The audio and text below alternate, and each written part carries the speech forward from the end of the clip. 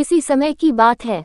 एक छोटे से गांव में एक गरीब लेकिन ईमानदार किसान रामू अपने छोटे से परिवार के साथ रहता था। रामू के पास ज्यादा संपत्ति नहीं थी, लेकिन उसके पास एक बहुत पुराना तराजू था। इस तराजू से वह अपने खेत की फसल तौलता और गांव के लोगों को भी उधार देता था। तराजू की सबसे खास बात यह थी कि वह हमेशा सही नाप तौल करता।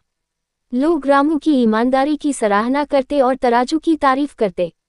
लेकिन रामू को ये नहीं पता था कि ये कोई साधारण तराजू नहीं, बल्कि एक जादुई तराजू था। तराजू को रामू को उसके दादा ने दिया था।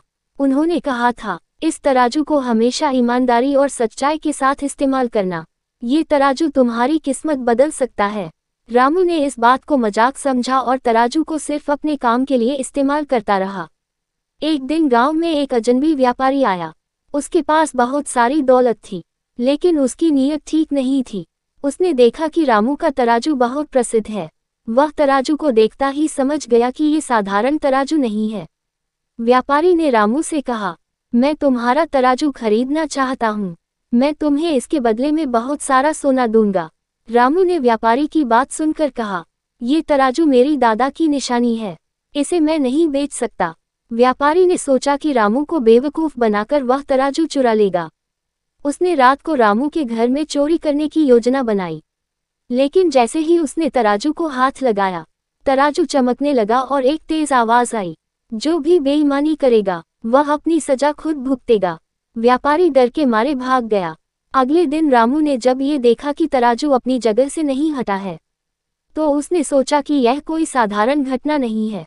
एक दिन रामू के बेटे ने खेल खेल में तराजू के एक पलड़े पर एक सिक्का रखा। अचानक से तराजू से रोशनी निकली और एक बूढ़ा आदमी प्रकट हुआ। उसने कहा, रामू, यह कोई साधारण तराजू नहीं है। ये तुम्हारी सच्चाई और ईमानदारी की वजह से जाग गया है। अब ये तुम्हें वह सब देगा जिसकी तुमने कभी कल्पना भी नहीं की होगी। रामू ने डरते हुए पूछा, आप कौन हैं? बूढ़े आदमी ने कहा, मैं इस तराजू का रक्षक हूँ। ये तराजू जादुई है और केवल ईमानदार लोगों के लिए काम करता है। अगर तुम सच्चाई से इसे इस्तेमाल करोगे तो ये तुम्हारी हर समस्या का हल देगा। अब रामू ने तराजू का उपयोग अपने और गांव के लोगों की भलाई के लिए करना शुरू किया। जो भी जरूरतमंद होता वह तराजू से अपनी समस्या का हल पाता। एक दिन एक गरीब आदमी आया और उसने अपनी मुसीबत बताई। रामू ने तराजू से पूछा, इस आदमी की मदद कैसे हो सकती है? तराजू चमका और पलड़े पर एक सोने का सिक्का प्रकट हुआ। रामू ने वह सिक्का उस आदमी को दे दिया। धीरे धीरे पूरे गांव में तराजू की प्रसिद्धि फैल गई। लेकिन जहां अच्छाई होती है वहां बुराई भी पीछा नहीं छोड़ती। कुछ लालची लोग तराजू को हासिल करने की कोशिश करने लगे। एक दिन गांव का मुखिया, जो कि बहुत लालची था, रामू के घर आया और झूठी कहानी बनाकर तराजू मांगने लगा। रामू ने मना कर दिया। मुखिया ने रात में चोरी करने की कोशिश की, लेकिन जैसे ही उसने तराजू को छुआ, तराजू ने उसे हवा में उठा लिया और गांव के बीचों बीच पटक दिया। मुखिया को सबक मिला कि बेईमानी और लालच का अंत बुरा होता है। रामू ने तराजू को कभी अपनी निजी जरूरतों के लिए इस्तेमाल नहीं किया। वह हमेशा जरूरतमंदों की मदद करता। धीरे धीरे गांव में खुशहाली आने लगी।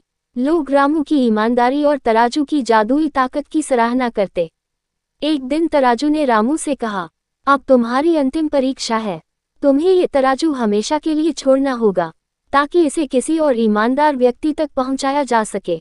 रामू के लिए ये कठिन था, लेकिन उसने खुशी खुशी तराजू को छोड़ दिया। तराजू आसमान में गायब हो गया और रामू को अपनी ईमानदारी का इनाम मिला। गांव में हर कोई सुखी और संतुष्ट था।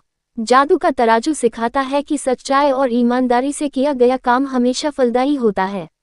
लोभ और लालच का अंत बुरा होता है। रामू की कहानी हमें ये भी सिखाती है कि दूसरों की भलाई में ही असली खुशी है।